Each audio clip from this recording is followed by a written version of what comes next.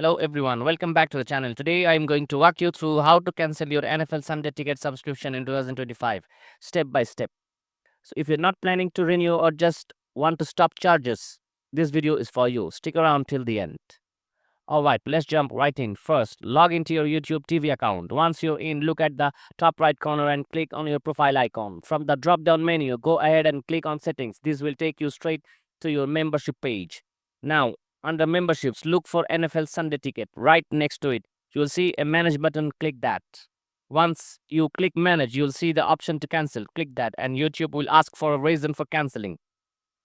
You can pick any of the listed reasons for just select other and type something simple if you prefer. After that, hit continue canceling and follow any final confirmation prompts.